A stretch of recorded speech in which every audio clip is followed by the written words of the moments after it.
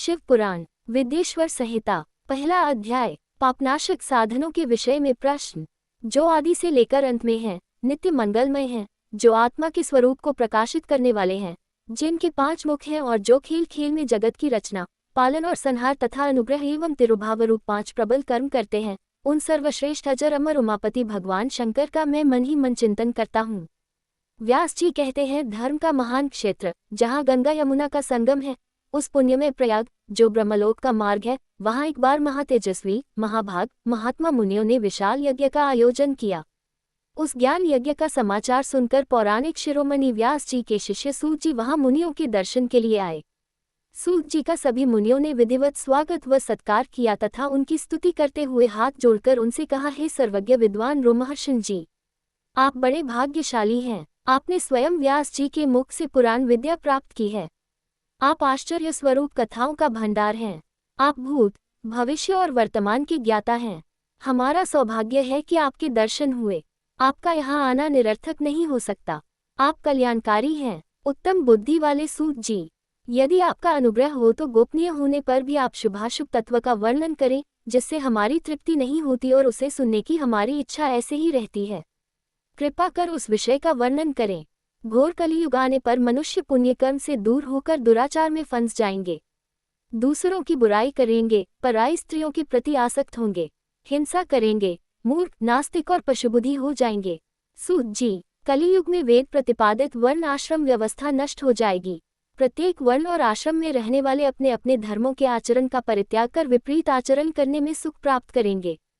इस सामाजिक वर्ण संकरता से लोगों का पतन होगा, परिवार टूट जाएंगे, समाज बिखर जाएगा, प्राकृतिक आपदाओं से जगह जगह लोगों की मृत्यु होगी, धन का क्षय होगा, स्वार्थ और लोभ की प्रवृत्ति बढ़ जाएगी, ब्राह्मण लोभी हो जाएंगे और वेद बेचकर धन प्राप्त करेंगे, मद से मोहित होकर दूसरों को ठगेंगे, पूजा पाठ नहीं करेंगे और ब्रह्मज्ञान से शून्य होंगे। क्षत्रिय अपने धर्म को त्याग कर कुसंगी, पापी और व्यभिचारी हो जाएंगे। शौर्य से रहित हो वे शूद्रों जैसा व्यवहार करेंगे और काम के अधीन हो जाएंगे। वैश्य धर्म से विमुख हो संस्कार भ्रष्ट होकर कुमार्गी, धनोपार्जन परायण होकर नाप तौल में ध्यान लगाएंगे। शूद्र अपना धर्म कर्म छोड़कर अच्छी वेशभूषा से सुशोभित हो व्यर्थ घूमेंगे। वे कुटिल और ईर्ष्यालु होकर अपने धर्म के प्रतिकूल हो जाएंगे, कुकर्मी और वाद विवाद करने वाले होंगे। वे स्वयं को कुलीन मानकर सभी धर्मों और वर्णों में विवाह करेंगे। स्त्रियां सदाचार से विमुख हो जाएंगी। वे अपने पति का अपमान करेगी और सास ससुर से लड़ेंगी, मलिन भोजन करेगी, उनका शील स्वभाव बहुत बुरा होगा। सूत जी, इस तरह जिनकी बुद्धि नष्ट हो गई है और जिन्होंने अपने धर्म का त्याग कर दिया है, ऐसे लोग लोक परलोक में उत्तम गति कैसे प्राप्त करेंगे? इस चिंता से हम सभी व्याकुल हैं। परोपकार के समान कोई धर्म नहीं है। इस धर्म का पालन करने वाला दूसरों को सुखी करता हुआ स्वयं भी प्रसन्नता अनुभव करता है। ये भावना यदि निष्काम हो तो कर्ता का हृदय शुद्ध करते हुए उसे परमगति प्रदान करती है। हे महामुने, आप समस्त सिद्धांतों के ज्ञाता हैं। कृपा कर कोई ऐसा उपाय बताए जिससे इन सबके पापों का तत्काल नाश हो जाए। व्यास जी कहते हैं, उन श्रेष्ठ मुनियों की यह बात सुनकर सूत जी मन ही मन परम श्रेष्ठ भगवान शंकर का स्मरण करके उनसे इस प्रकार बोले। दूसरा अध्याय शिव पुराण का परिचय और महिमा। सूत जी कहते हैं, साधु महात्माओं, आपने बहुत अच्छी बात पूछी है। ये प्रश्न तीनों लोकों का हित करने वाला है। आप लोगों के स्नेहपूर्ण आग्रह पर गुरुदेव व्यास का स्मरण कर मैं समस्त पापराशियों से उद्धार करने वाले शिव पुराण की अमृत कथा का वर्णन कर रहा हूँ। ये वेदांत का सार सर्वस्व है। यही परलोक में परमार्थ को देने वाला है तथा दुष्टों का विनाश करने वाला है। इसमें भगवान शिव के उत्तम यश का वर्णन है। धर्म, अर्थ, काम और मोक्ष आदि पुरुषार्थों को देने वाला पुराण अपने प्रभाव की दृष्टि से वृद्धि तथा विस्तार को प्राप्त हो रहा है। शिव पुराण के अध्ययन से कलियुग के सभी पापों में लिप्त जीव उत्तम गति को प्राप्त होंगे। इसके उदय से ही कलियुग का उत्पात शांत हो जाएगा। शिव पुराण को वेद तुल्य माना जाएगा। इसका प्रवचन सर्वप्रथम भगवान शिव ने ही किया था। इस पुराण के 12 खंड या भेद हैं। ये 12 संहिताएं हैं। 1 विद्येश्वर संहिता, 2 रुद्र संहिता, 3 विनायक संहिता, 4 उमा संहिता, 5 सहस्रकोटिरुद्र संहिता, 6 एकादश रुद्र संहिता, 7 कैलाश संहिता, 8 शतरुद्र संहिता, 9 कोटिरुद्र संहिता, 10 मात्र संहिता, 11 वायव्य संहिता तथा 12 धर्म संहिता। विद्येश्वर संहिता में 10,000 श्लोक हैं। रुद्र संहिता, विनायक संहिता, उमा संहिता और मातृ संहिता प्रत्येक में 8-8 हजार श्लोक हैं। एकादश रुद्र संहिता में 13,000, कैलाश संहिता में 6,000, शतरुद्र संहिता में 3,000, कोटिरुद्र संहिता में 9,000, सहस्रकोटिरुद्र संहिता में 11,000, वायव्य संहिता में 4,000 तथा धर्म संहिता में 12,000 श्लोक हैं। मूल शिव पुराण में कुल 1,00,000 श्लोक है, परंतु व्यास जी ने इसे 24,000 श्लोकों में संक्षिप्त कर दिया है। पुराणों की क्रम संख्या में शिव पुराण का चौथा स्थान है, जिसमें 7 संहिताएं हैं। पूर्व काल में भगवान शिव ने 100 करोड़ श्लोकों का पुराण ग्रंथ ग्रंथित किया था। सृष्टि के आरंभ में निर्मित ये पुराण साहित्य अधिक विस्तृत था। द्वापर युग में द्वैपायन आदि महर्षियों ने पुराण को 18 भागों में विभाजित कर 4,00,000 श्लोकों में इसको संक्षिप्त कर दिया। इसके उपरांत व्यास जी ने 24,000 श्लोकों में इसका प्रतिपादन किया। ये वेदतुल्य पुराण विदेश्वरुद्र संहिता, शतरुद्र संहिता, कोटिरुद्र संहिता, उमा संहिता, कैलाश संहिता और वायव्य संहिता नामक 7 संहिताओं में विभाजित है। ये 7 संहिताओं वाला शिव पुराण वेद के समान प्रामाणिक तथा उत्तम गति प्रदान करने वाला है। इस निर्मल शिव पुराण की रचना भगवान शिव द्वारा की गई है तथा इसको संक्षेप में संकलित करने का श्रेय व्यास जी को जाता है। शिव पुराण सभी जीवों का कल्याण करने वाला, सभी पापों का नाश करने वाला है। यही सत्पुरुषों को कल्याण प्रदान करने वाला है।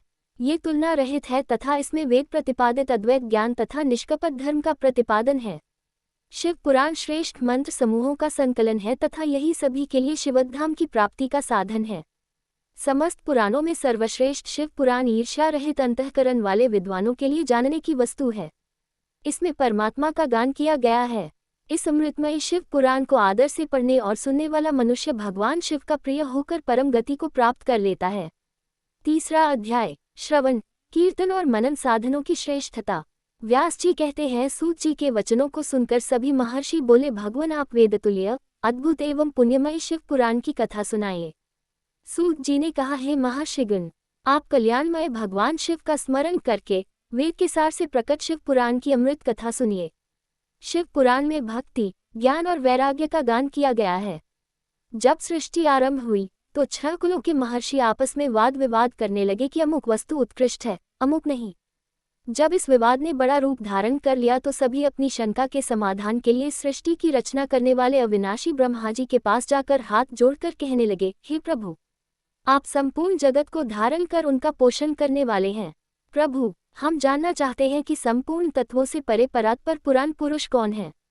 ब्रह्मा जी ने कहा, ब्रह्मा, विष्णु, रुद्र और इंद्र आदि से युक्त संपूर्ण जगत समस्त भूतों एवं इंद्रियों के साथ पहले प्रकट हुआ है।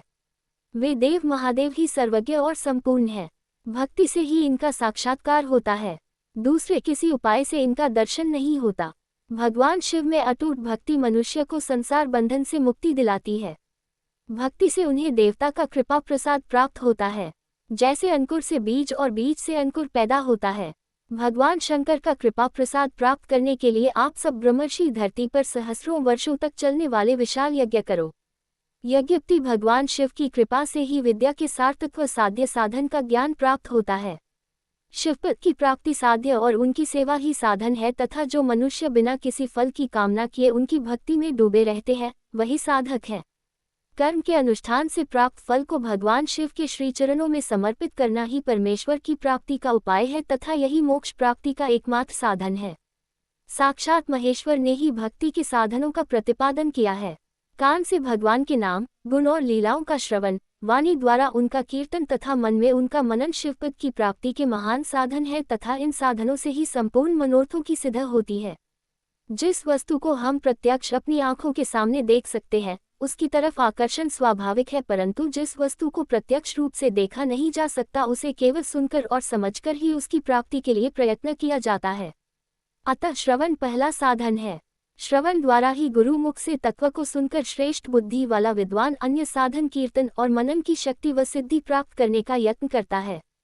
मनन के बाद इस साधन की साधना करते रहने से धीरे धीरे भगवान शिव का सहयोग प्राप्त होता है और लौकिक आनंद की प्राप्ति होती है। भगवान शिव की पूजा, उनके नामों का जाप तथा उनके रूप, गुण, विलास के हृदय में निरंतर चिंतन को ही मनन कहा जाता है। महेश्वर की कृपा दृष्टि से उपलब्ध इस साधन को ही प्रमुख साधन कहा जाता है। चौथा अध्याय, सनत कुमार व्यास संवाद। सूत जी कहते हैं, हे मुनियों, इस साधन का महात्म्य बताते समय मैं एक प्राचीन वृत्तांत का वर्णन करूंगा, जिसे आप ध्यानपूर्वक सुने। बहुत पहले की बात है, पराशर मुनि के पुत्र मेरे गुरु व्यासदेव जी सरस्वती नदी के तट पर तपस्या कर रहे थे। एक दिन सूर्य के समान तेजस्वी विमान से यात्रा करते हुए भगवान सनत कुमार वहां जा पहुंचे। मेरे गुरु ध्यान में मग्न थे। जागने पर अपने सामने सनत कुमार जी को देखकर वे बड़ी तेजी से उठे और उनके चरणों का स्पर्श कर उन्हें अर्घ्य देकर योग्य आसन पर विराजमान किया। प्रसन्न होकर सनत कुमार जी गंभीर वाणी में बोले, मुनि तुम सत्य का चिंतन करो। सत्य तत्व का चिंतन ही श्रेय प्राप्ति का मार्ग है। इसी से कल्याण का मार्ग प्रशस्त होता है। यही कल्याणकारी है। ये जब जीवन में आ जाता है तो सब सुंदर हो जाता है। सत्य का अर्थ है सदैव रहने वाला। इस काल का कोई प्रभाव नहीं पड़ता। ये सदा एक समान रहता है। सनत कुमार जी ने महर्षि व्यास को आगे समझाते हुए कहा, महर्षि, सत्य पदार्थ भगवान शिव ही है। भगवान शंकर का श्रवण, कीर्तन और मनन ही उन्हें प्राप्त करने के सर्वश्रेष्ठ साधन है। पूर्व काल में मैं दूसरे अनेकानेक साधनों के भ्रम में पड़ा घूमता हुआ तपस्या करने मंद्राचल पर जा पहुंचा। कुछ समय बाद महेश्वर शिव की आज्ञा से सबके साक्षी तथा शिवगणों के स्वामी नंदिकेश्वर वहां आए और स्नेहपूर्वक मुक्ति का साधन बताते हुए बोले, भगवान शंकर का श्रवण, कीर्तन और मनन ही मुक्ति का स्रोत है। ये बात मुझे स्वयं देवाधिदेव भगवान शिव ने बताई है। अतः तुम इन्हीं साधनों का अनुष्ठान करो। व्यास जी से ऐसा कहकर अनुगामियों सहित सनत कुमार ब्रह्मधाम को चले गए। इस प्रकार इस उत्तम वृतांत का संक्षेप में मैंने वर्णन किया है। ऋषि बोले, सूत जी, आपने श्रवण, कीर्तन और मनन को मुक्ति का उपाय बताया है, किंतु जो मनुष्य इन तीनों साधनों में असमर्थ हो, वह मनुष्य कैसे मुक्त हो सकता है? किस कर्म के द्वारा बिना यत्न के ही मोक्ष मिल सकता है? 5वां अध्याय, शिवलिंग का रहस्य एवं महत्व। सूत जी कहते हैं, हे शौनक जी, श्रवण, कीर्तन और मनन जैसे साधनों को करना प्रत्येक के लिए सुगम नहीं है। इसके लिए योग्य गुरु और आचार्य चाहिए। गुरुमुख से सुनी गई वाणी मन की शंकाओं को दग्ध करती है। गुरुमुख से सुने शिव तत्व द्वारा शिव के रूप स्वरूप के दर्शन और गुणानुवाद में रसानुभूति होती है। तभी भक्त कीर्तन कर पाता है। यदि ऐसा कर पाना संभव न हो तो मोक्षार्थी को चाहिए कि वह भगवान शंकर के लिंग एवं मूर्ति की स्थापना करके रोज उनकी पूजा करे। इसे अपनाकर वह इस संसार सागर से पार हो सकता है।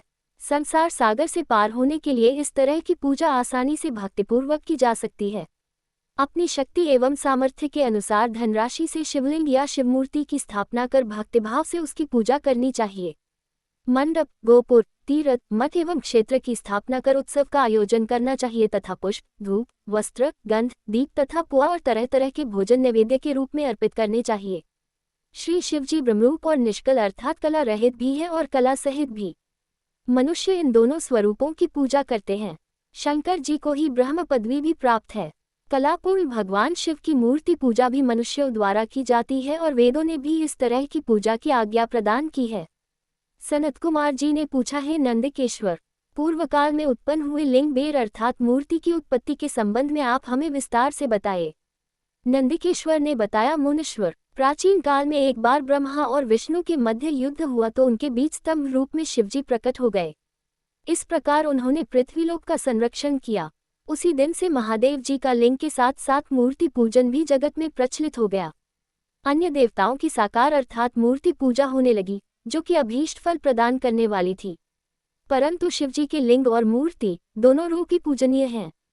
6वां अध्याय, ब्रह्मा विष्णु युद्ध। नंदिकेश्वर बोले, पूर्व काल में श्री विष्णु अपनी पत्नी श्री लक्ष्मी जी के साथ शेष शैया पर शयन कर रहे थे। तब एक बार ब्रह्मा जी वहां पहुंचे और विष्णु जी को पुत्र कहकर पुकारने लगे, पुत्र उठो, मैं तुम्हारा ईश्वर तुम्हारे सामने खड़ा हूँ। ये सुनकर विष्णु जी को क्रोध आ गया। फिर भी शांत रहते हुए वे बोले, पुत्र, तुम्हारा कल्याण हो, कहो अपने पिता के पास कैसे आना हुआ। ये सुनकर ब्रह्मा जी कहने लगे, मैं तुम्हारा रक्षक हूँ, सारे जगत का पितामह हूँ, सारा जगत मुझ में निवास करता है। तू मेरी नाभि कमल से प्रकट होकर मुझसे ऐसी बातें कर रहा है। इस प्रकार दोनों में विवाद होने लगा। तब वे दोनों अपने को प्रभु कहते कहते एक दूसरे का वध करने को तैयार हो गए। हंस और गरुड़ पर बैठे दोनों परस्पर युद्ध करने लगे। ब्रह्मा जी के वक्षस्थल में विष्णु जी ने अनेकों अस्त्रों का प्रहार करके उन्हें व्याकुल कर दिया। इससे कुपित हो ब्रह्मा जी ने भी पलटकर भयानक प्रहार किए। उनके पारस्परिक आघातों से देवताओं में हलचल मच गई। वे घबराए और त्रिशूलधारी भगवान शिव के पास गए और उन्हें सारी व्यथा सुनाई। भगवान शिव अपनी सभा में उमा देवी सहित सिंहासन पर विराजमान थे और मंद मंद मुस्कुरा रहे थे। 7वां अध्याय, शिव निर्णय। महादेव जी बोले, पुत्रों, मैं जानता हूँ कि तुम ब्रह्मा और विष्णु के परस्पर युद्ध से बहुत दुखी हो। तुम डरो मत, मैं अपने गणों के साथ तुम्हारे साथ चलता हूँ। तब भगवान शिव अपने नंदी पर आरूढ़ हो देवताओं सहित युद्धस्थल की ओर चल दिए। वहां छिपकर वे ब्रह्मा विष्णु के युद्ध को देखने लगे। उन्हें जब ये ज्ञात हुआ कि वे दोनों एक दूसरे को मारने की इच्छा से माहेश्वर और पाशुपात अस्त्रों का प्रयोग करने जा रहे हैं, तो वे युद्ध को शांत करने के लिए महाअग्नि के तुल्य एक स्तंभ रूप में ब्रह्मा और विष्णु के मध्य खड़े हो गए।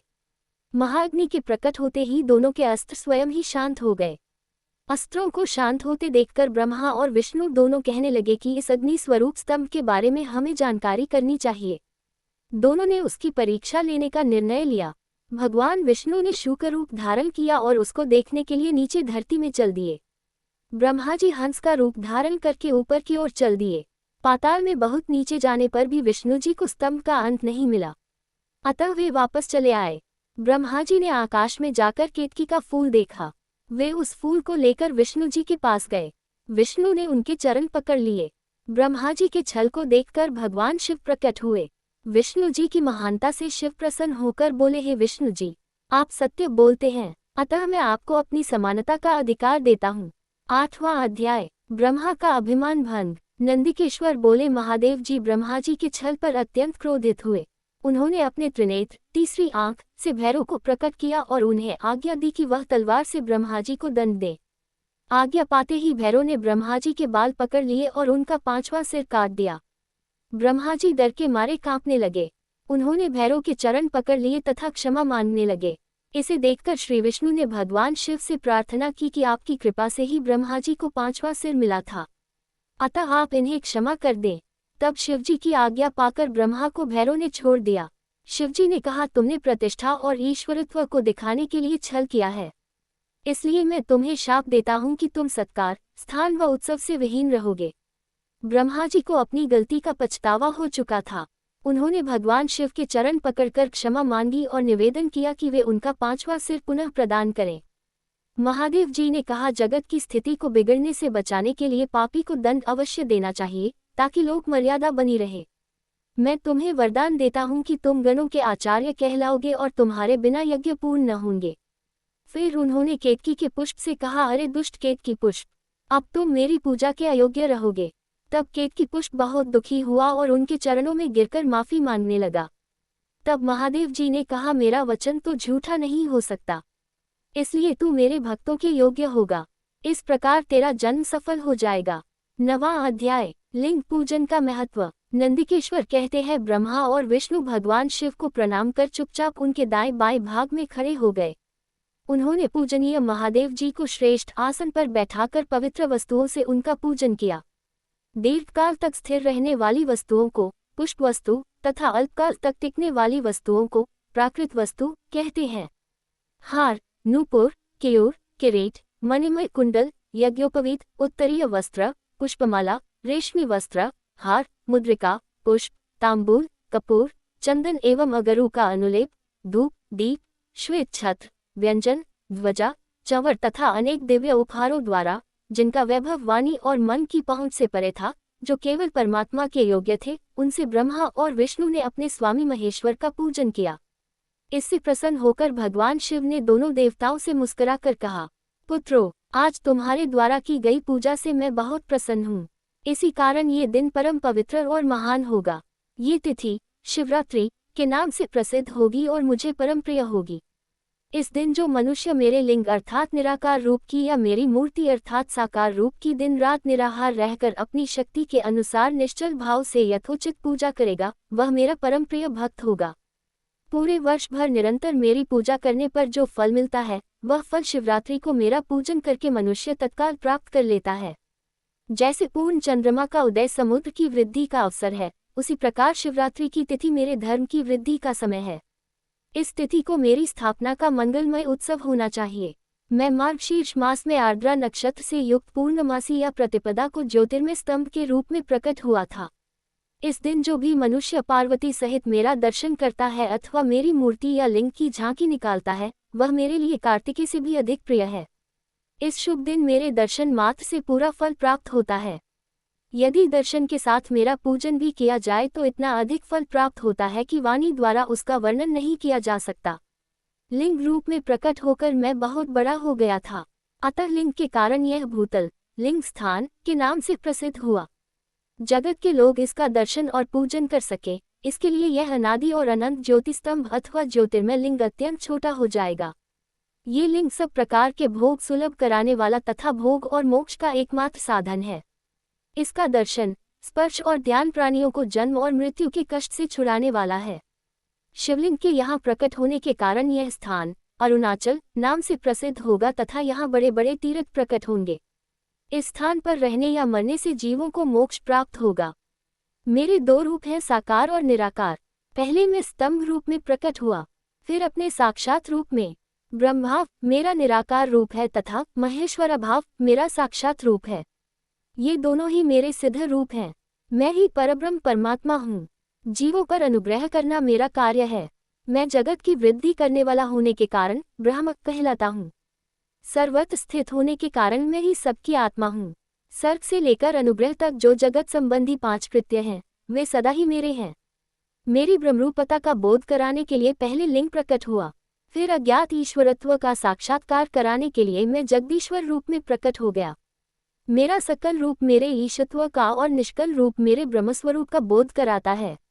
मेरा लिंग मेरा स्वरूप है और मेरे सामीप्य की प्राप्ति कराने वाला है।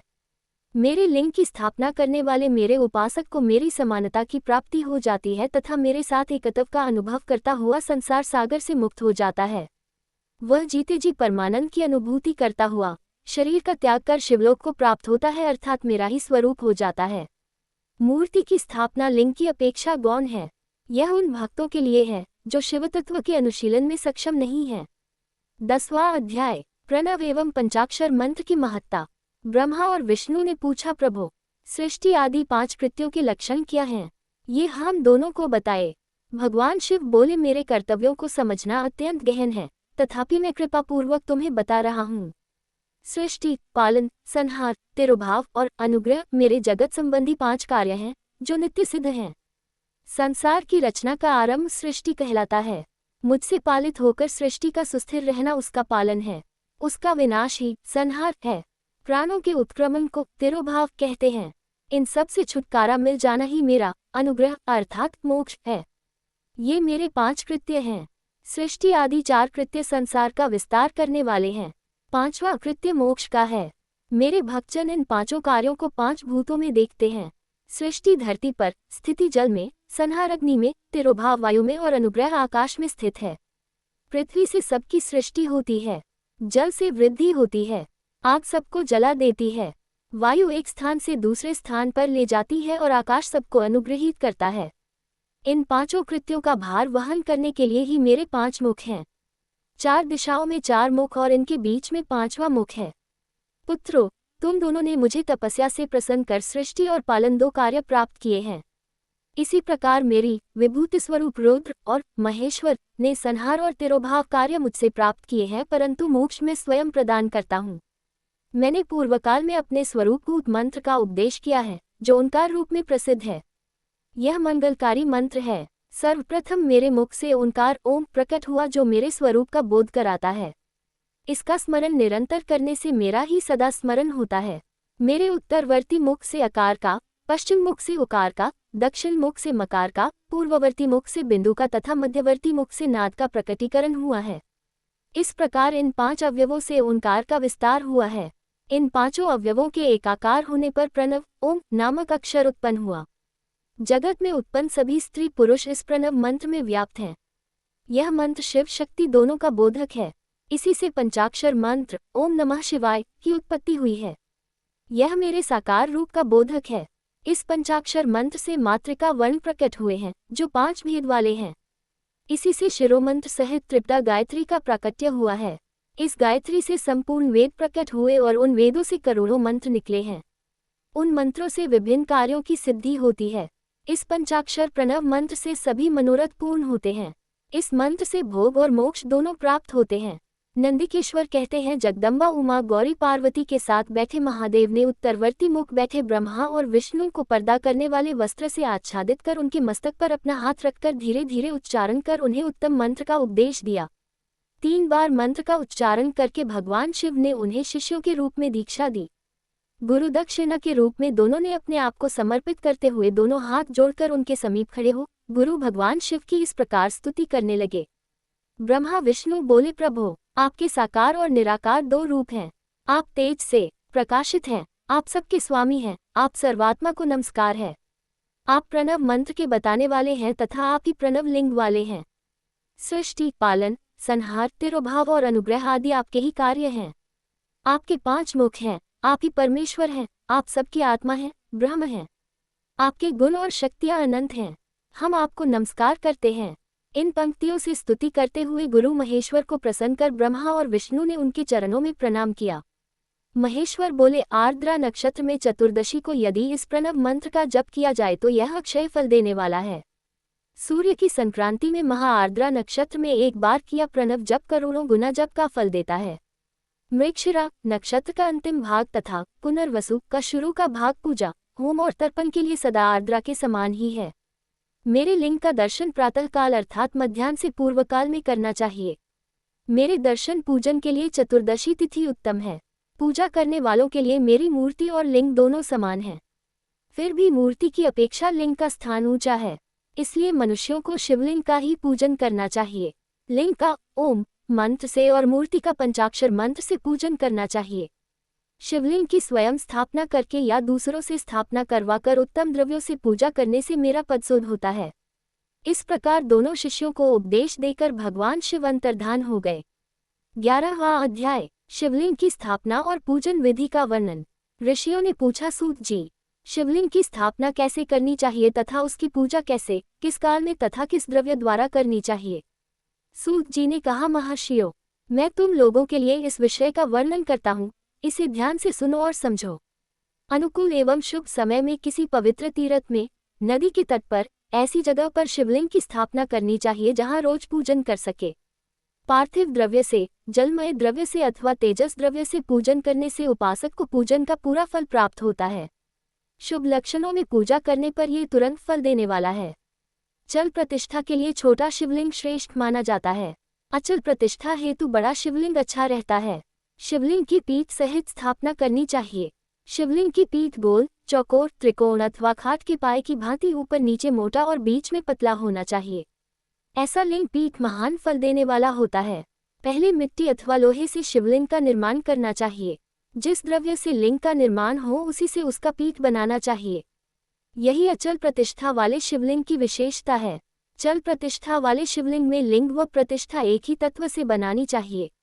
लिंग की लंबाई स्थापना करने वाले मनुष्य के 12 अंगुल के बराबर होनी चाहिए। इससे कम होने पर फल भी कम प्राप्त होता है, परंतु 12 अंगुल से लंबाई अधिक भी हो सकती है। चल लिंग में लंबाई स्थापना करने वाले के 1 अंगुल के बराबर होनी चाहिए, उससे कम नहीं।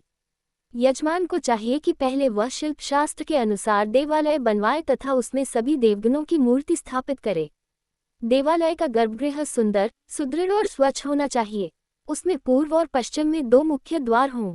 जहाँ शिवलिंग की स्थापना करनी हो उस स्थान के गर्भ में नीलम, लाल, वैदूर्य, श्याम, मरकत, मोती, मूंगा, गोमेद और हीरा इन 9 रत्नों को वैदिक मंत्रों के साथ छोड़े। 5 वैदिक मंत्रों द्वारा 5 स्थानों से पूजन करके अग्नि में आहुति दे और परिवार सहित मेरी पूजा करके आचार्य को धन से तथा भाई बंधुओं को मनचाही वस्तु से संतुष्ट करें। याचकों को सुवर्ण, ग्रह एवं भू संपत्ति तथा गाय आदि प्रदान करें। स्थावर जंगम सभी जीवों को यत्नपूर्वक संतुष्ट कर एक गड्ढे में सुवर्ण तथा 9 प्रकार के रत्न भरकर वैदिक मंत्रों का उच्चारण करके परम कल्याणकारी महादेव जी का ध्यान करें। तत्पश्चात नाद घोष से युक्त महामंत्र ओंकार ओम का उच्चारण करके गड्ढे में पीठ युक्त शिवलिंग की स्थापना करें। वहां परम सुंदर मूर्ति की भी स्थापना करनी चाहिए तथा भूमि संस्कार की विधि जिस प्रकार शिवलिंग के लिए की गई है उसी प्रकार मूर्ति की प्रतिष्ठा भी करनी चाहिए। मूर्ति की स्थापना अर्थात प्रतिष्ठा पंचाक्षर मंत्र से करनी चाहिए। मूर्ति को बाहर से भी लिया जा सकता है, परंतु वह साधु पुरुषों द्वारा पूजित हो। इस प्रकार शिवलिंग व मूर्ति द्वारा की गई महादेव जी की पूजा शिवपद प्रदान करने वाली है। स्थावर और जंगम से लिंग भी दो तरह का हो गया है। वृक्ष लता आदि को स्थावर लिंग कहते हैं और कृमि कीट आदि को जंगम लिंग। स्थावर लिंग को सींचना चाहिए तथा जंगम लिंग को आहार एवं जल देकर तृप्त करना चाहिए। यो चराचर जीवों को भगवान शंकर का प्रतीक मानकर उनका पूजन करना चाहिए। इस तरह महालिंग की स्थापना करके विविध उपचारों द्वारा उसका रोज पूजन करें तथा देवालय के पास ध्वजारोहण करें। शिवलिंग साक्षात शिव का पद प्रदान करने वाला है। आवाहन, आसन, अर्घ्य, पाद्य, पाद्यांग, आचमन, स्नान, वस्त्र, यज्ञोपवीत, गंध, पुष्प, धूप, दीप, नैवेद्य, तांबूल, समर्पण, नीराजन, नमस्कार और विसर्जन ये 16 उपचार हैं। इनके द्वारा पूजन करें। इस तरह किया गया भगवान शिव का पूजन शिवपद की प्राप्ति कराने वाला है। सभी शिवलिंगों की स्थापना के उपरांत, चाहे वे मनुष्य द्वारा स्थापित, ऋषियों या देवताओं द्वारा अथवा अपने आप प्रकट हुए हों, सभी का उपयुक्त विधि से पूजन करना चाहिए, तभी फल प्राप्त होता है। उसकी परिक्रमा और नमस्कार करने से शिवपद की प्राप्ति होती है। शिवलिंग का नियमपूर्वक दर्शन भी कल्याणकारी होता है। मिट्टी, आटा, गाय के गोबर, फूल, कनेर पुष्प, फल, गुड़, मक्खन, भस्म अथवा अन्न से शिवलिंग बनाकर प्रतिदिन पूजन करें तथा प्रतिदिन 10,000 प्रणव मंत्रों का जाप करें अथवा दोनों संध्याओं के समय 1 सहस्त्र प्रणव मंत्रों का जाप करें। इससे भी शिवपद की प्राप्ति होती है। जप काल में प्रणव मंत्र का उच्चारण मन की शुद्धि करता है। नाद और बिंदु से युक्त ओंकार को कुछ विद्वान समान प्रणव कहते हैं। प्रतिदिन 10,000 पंचाक्षर मंत्र का जाप अथवा दोनों संध्याओं को 1 सहस्त्र मंत्र का जाप शिवपद की प्राप्ति कराने वाला है। सभी ब्राह्मणों के लिए प्रणव से युक्त पंचाक्षर मंत्र अति फलदायक है। कलश से किया स्नान, मंत्र की दीक्षा, मातृकाओं का न्यास, सत्य से पवित्र अंतःकरण, ब्राह्मण तथा ज्ञानी गुरु सभी को उत्तम माना गया है। पंचाक्षर मंत्र का 5 करोड़ जाप करने से मनुष्य भगवान शिव के समान हो जाता है। 1, 2, 3 अथवा 4 करोड़ जाप करके मनुष्य क्रमशः ब्रह्मा, विष्णु, रुद्र तथा महेश्वर का पद प्राप्त कर लेता है। यदि 1000 दिनों तक प्रतिदिन 1 सहस्त्र जाप पंचाक्षर मंत्रों का किया जाए और प्रतिदिन ब्राह्मण को भोजन कराया जाए तो इससे अभीष्ट कार्य की सिद्धि होती है। ब्राह्मण को प्रतिदिन प्रातःकाल 1008 बार गायत्री मंत्र का जाप करना चाहिए क्योंकि गायत्री मंत्र शिवपद की प्राप्ति कराता है। वेद मंत्रों और वैदिक सूक्तियों का भी नियम से जाप करें। अन्य मंत्रों में जितने अक्षर हैं उनके उतने लाख जाप करें। इस प्रकार यथाशक्ति जाप करने वाला मनुष्य मोक्ष प्राप्त करता है। अपनी पसंद से कोई एक मंत्र अपनाकर प्रतिदिन उसका जाप करें अथवा ओम का नित्य 1 सहस्त्र जाप करें। ऐसा करने से संपूर्ण मनोरथों की सिद्धि होती है। जो मनुष्य भगवान शिव के लिए फुलवाड़ी या बगीचे लगाता है तथा शिव मंदिर में झाड़ने बुहारने का सेवा कार्य करता है, ऐसे शिव भक्त को पुण्यकर्म की प्राप्ति होती है। अंत समय में भगवान शिव उसे मोक्ष प्रदान करते हैं। काशी में निवास करने से भी योग और मोक्ष की प्राप्ति होती है। इसलिए आमरण भगवान शिव के क्षेत्र में निवास करना चाहिए।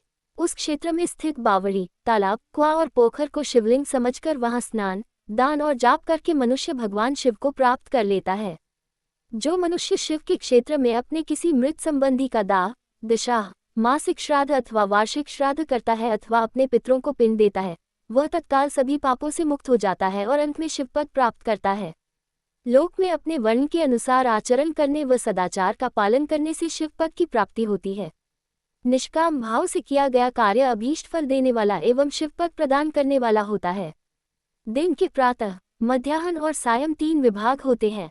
इनमें सभी को एक एक प्रकार के कर्म का प्रतिपादन करना चाहिए। प्रातःकाल रोजाना दैनिक शास्त्र कर्म, मध्याह्न सकौम कर्म तथा सायंकाल शांति कर्म के लिए पूजन करना चाहिए। इसी प्रकार रात्रि में 4 प्रहर होते हैं, उनमें से बीच के 2 प्रहर निशीथकाल कहलाते हैं। इसी काल में पूजा करनी चाहिए क्योंकि ये पूजा अभीष्ट फल देने वाली है। कलयुग में कर्म द्वारा ही फल की सिद्धि होगी। इस प्रकार विधिपूर्वक और समयानुसार भगवान शिव का पूजन करने वाले मनुष्य को अपने कर्मों का पूरा फल मिलता है।